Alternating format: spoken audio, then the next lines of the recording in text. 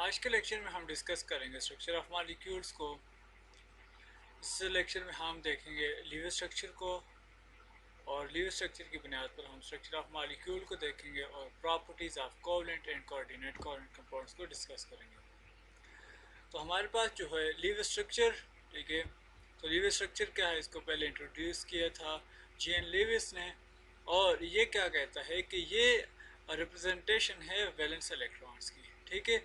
और ये रिप्रेजेंटेशन हम किस तरह से करते हैं, हम जो है इलेक्ट्रॉन्स को अराउंड द एटम या मॉलिक्यूल जो है लिखते हैं, और इसी तरह से जो शेयर्ड इलेक्ट्रॉन होते हैं उनको लाइन के साथ रिप्रेजेंट किया जाता है, और इसके अलावा जो इलेक्ट्रॉन्स होते हैं एटम या मॉलिक्यूल के इर्द उसको डॉट या क्रॉस से ज़ाहिर किया जाता है। तो अगर हम इसकी एग्जांपल देखेंगे, लेट्स सपोज हम किस तरह से इनको जो है वो रिप्रेजेंट करते हैं, तो हमारे पास जो है वो कार्बन है, ठीक है। तो कार्बन का जस्ट हमने सिंबल लिखनी है, ठीक है। और ये valence electron first, second, third and fourth, ठीक है। तो हमें पता है कार्बन के वैलेंस शेल में कितने इलेक्ट्रॉन होते हैं, 4 इलेक्ट्रॉन होते हैं। तो इस तरह से हम इसको जाहिर करते हैं। इसी तरह से नाइट्रोजन को इसके वैलेंस शेल में हमारे पास 5 इलेक्ट्रॉन्स हैं, तो हम 5 इलेक्ट्रॉन्स को किस तरह से लिखेंगे, 1, ठीक है।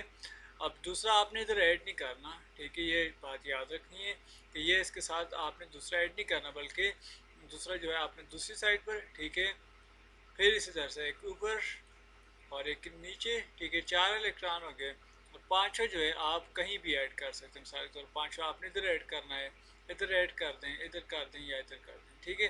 तो मैं जो है वो 5 इलेक्ट्रॉन जो है वो इधर ऐड कर दें। तो ये जो है लीवर स्ट्रक्चर आपने इस तरह से जो है वो लिखना है। देखें यहाँ पर जो है वो,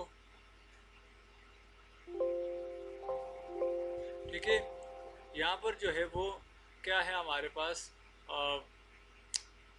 सेंट्रल एटम है, ठीक है, एलिमेंट का, और इसके अराउंड जो है वो डिफरेंट इलेक्ट्रॉन्स है, ठीक है। वैलेंस इलेक्ट्रॉन को हमने जाहिर किया, इस तरह से नाइट्रोजन के केस में भी। तो इसी तरह से जब हम मॉलिक्यूल में देखते हैं, तो मॉलिक्यूल में हमारे पास लेट्स सपोज हमारे पास जो है वो वाटर का स्ट्रक्चर है। तो वाटर का स्ट्रक्चर जो है हमें पता है कि ऑक्सीजन के वैलेंस शेल में कितने इलेक्ट्रॉन होते हैं, 6 इलेक्ट्रॉन होते हैं, ठीक है। तो आपको इसको 1, 2, 3, 4, ठीक है, और 5, ठीक है, और ये 6, ठीक है। 6 इलेक्ट्रॉन हैं। और इसी तरह से, ठीक है, साथ में अगर मैं हाइड्रोजन को शो करता हूँ, तो इसका थोड़ा सा कलर चेंज कर लेते हैं, इसको येलो से ज़ाहिर करते हैं ऑक्सीजन को, ठीक है, सॉरी हाइड्रोजन को। तो ये हमारे पास जो है इस तरह से। अब देखें मैंने डिफ्रेंशिएट करने के लिए जो हाइड्रोजन के इलेक्ट्रॉन से उनको क्रॉस से ज़ाहिर किया है, और ऑक्सीजन के जो थे उनको डॉट से ज़ाहिर किया है। इसी तरह से जब हम इनका दूसरा लीवर स्ट्रक्चर भी ये भी था लीवर स्ट्रक्चर, और जब हम इसको रिप्रेजेंट कर देंगे इन फॉर्म ऑफ दिस, ठीक है। तो ये हमारे पास क्या आ रहा है, अब देखें यहाँ पर जो बॉन्डेड इलेक्ट्रॉन्स हैं उनको हमने जस्ट लाइन से शो किया है, ठीक है। ये बॉन्डेड इलेक्ट्रॉन्स से जो शेयर्ड इलेक्ट्रॉन्स थे, ठीक है, उनको हमने लाइंस के साथ जो है वो शो कर दिया है, ठीक है। यहाँ पर ये बॉन्डेड इलेक्ट्रॉन्स थे, उनको हमने लाइंस के साथ शो किया। और इसी तरह से जो लोन पेयर है जिन्होंने बॉन्डिंग में ऐसा नहीं लिया, तो उनको हमने ऊपर इसी तरह से लिख दिया है, ठीक है। इसी तरह हमने नाइट्रोजन को देखे हैं अमोनिया के स्ट्रक्चर में, ठीक है। तो अमोनिया का भी हमने ड्रा किया था, 5 इलेक्ट्रॉन थे। तो 1, 2, 3, 4 एंड 5 जो था वो ऊपर, ठीक है। तो अभी जो है हमने इसके साथ जो है वो हाइड्रोजन लिखने हैं। तो हाइड्रोजन अमोनिया के 3 होते हैं, ठीक है। तो यहाँ पर हमने इसको लिख लिया,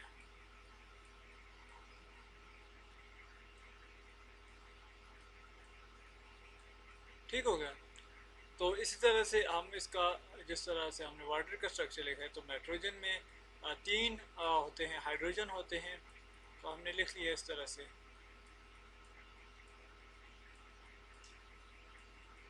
ठीक है। और जो है हमारे पास अब ये जो लाइंस हैं ये शो कर रही हैं बॉन्डेड इलेक्ट्रॉन्स को या बॉन्ड पेयर्स को, ठीक है। और इनको लाइन से शो किए जाते हैं, और जो लॉन पेयर्स हैं उनको हमने डॉट या क्रॉस से शो कर सकते हैं। तो ये जो था हमारे पास लीविंग स्ट्रक्चर था। तो अब यहाँ पर देखें हमारे पास जो है वो अमोनिया का स्ट्रक्चर है, लीविंग स्ट्रक्चर देख लें। इस तरह से कार्बन टेट्राक्लोराइड का है और ओजोन का जो लीविंग स्ट्रक्चर है। अब बढ़ते हैं शेप्स ऑफ मॉलिक्यूल्स के ऊपर। और ये शेप्स जो है वो किसके बुनियाद पर हम डिस्क्राइब करते हैं, वेस्पर थ्योरी, ठीक है, valence shell electron pair repulsion. तो ये क्या कहती है, ये थ्योरी ये कहती है कि जो किसी भी मॉलिक्यूल के या एटम के जो वैलेंस इलेक्ट्रॉन्स होते हैं उनके पेयर के दरमियान रिपल्शन की वजह से अब मैक्सिमम डिस्टेंस होता है, और उनकी इस रिपल्शन या मैक्सिमम डिस्टेंस की वजह से एक ख़ास ज्योमेट्री या हमारे पास शेप बनती है मॉलिक्यूल्स की, ठीक है। तो electron pair around the central atom should be at maximum distance के उनके दरमियान जो फासला होना चाहिए वो ज़्यादा से ज़्यादा हो, ताकि उनके दरमियान जो रिपल्शन है वो कम से कम हो सके। लेट्स सपोज आपके पास जो है वो एक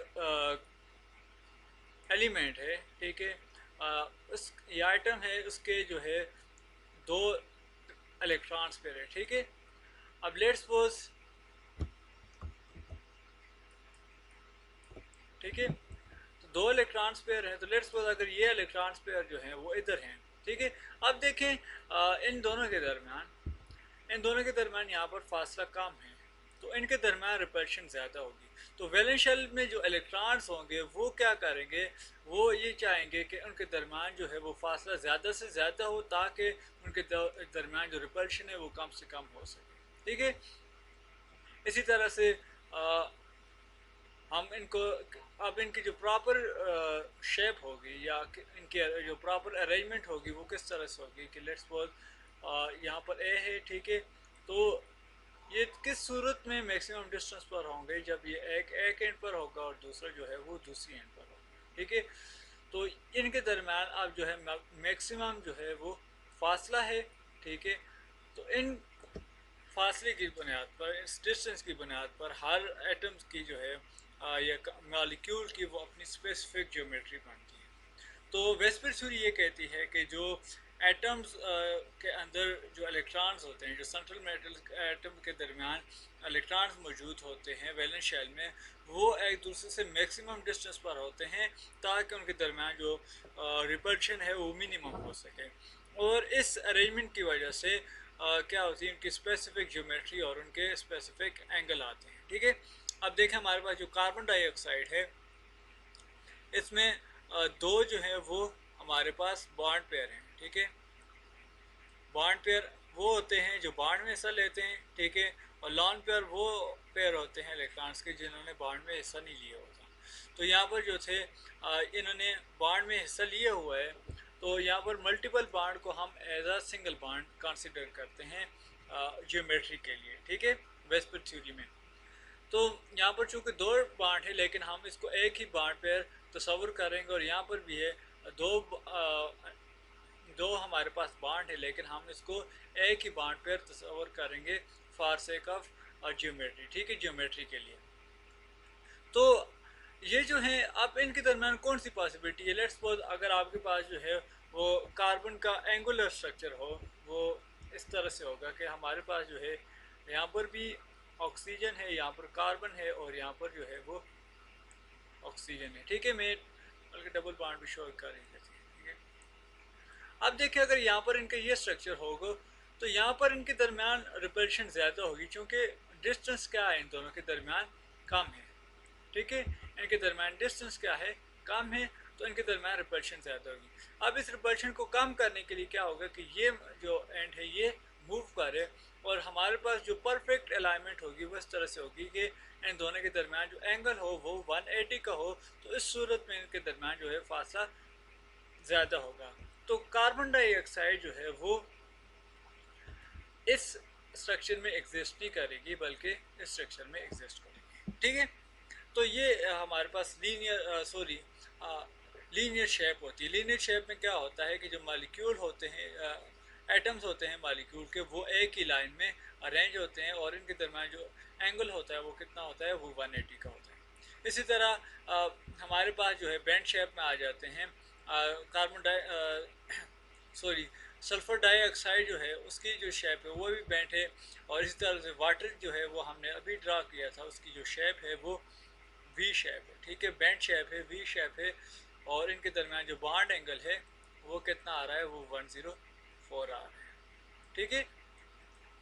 तो चूंकि इसकी बेंड शेप इस वजह से आ रही है, अब आप सोच रहे होंगे कि इसमें तो रिपल्शन जो है ऑक्सीजन की, इसकी जो शेप होनी चाहिए वो लीनियर होनी चाहिए, लेकिन आप देखें यहाँ पर दो बॉन्ड पेयर हैं, ठीक है, दो बॉन्ड पेयर हैं और दो जो है लॉन पेयर हैं। तो वेस्पर थ्योरी के मुताबिक वो ये कहती है कि जो लॉन पेयर होते हैं, लॉन पेयर की रिपल्शन जो है वो ज़्यादा होती है लॉन पेयर बॉन्ड पेयर के मुकाबले में, और सबसे आखिर में जो रिपल्शन होती है वो बॉन्ड पेयर। तो इसका मतलब क्या होगा, इसका मतलब ये होगा कि रॉल और लॉन पेयर के दरमियान रिपल्शन जो होगी वो ज़्यादा है, तो इसका मतलब ये होगा उनके दरमियान जो डिस्टेंस होगा वो भी ज़्यादा होगा। इसी तरह से लॉन पेयर और बॉन्ड पेयर के दरमियान भी रिपल्शन ज़्यादा है, तो इनके दोनों का जो डिस्टेंस होगा वो ज़्यादा होगा, ठीक है। और आखिर में जो बचता है बॉन्ड पेयर, उसकी जो रिपल्शन है सबसे कम है, तो औरों के मुकाबले में इनका जो डिस्टेंस होगा आपस में कम होगा। तो यही वजह है कि ये लॉन पेयर जो है एक दूसरे को रिपेल करते हैं, और इसी तरह से ये जो लॉन पेयर है इसको रिपेल करेगा और ये लॉन पेयर जो है वो इसको रिपेल करेगा। तो ओवरऑल इनके दरमियान जो रिपेल्शन तो होगी लेकिन इतनी ज़्यादा नहीं होगी, जिसकी वजह से ओवरऑल जो ज्योमेट्री बनेगी वाटर की वो वी शेप बनती है, और इनके दरमियान जो बॉन्ड एंगल होता है वो 104 का होता है, ठीक है। इस तरह से जो टेट्राहेड्रल शेप होती है हमारे पास वो मीथेन में पाई जाती है। और जो पैरामिडल शेप है, ठीक है, ये ट्राइगोनल नहीं है बल्कि पैरामिडल शेप है।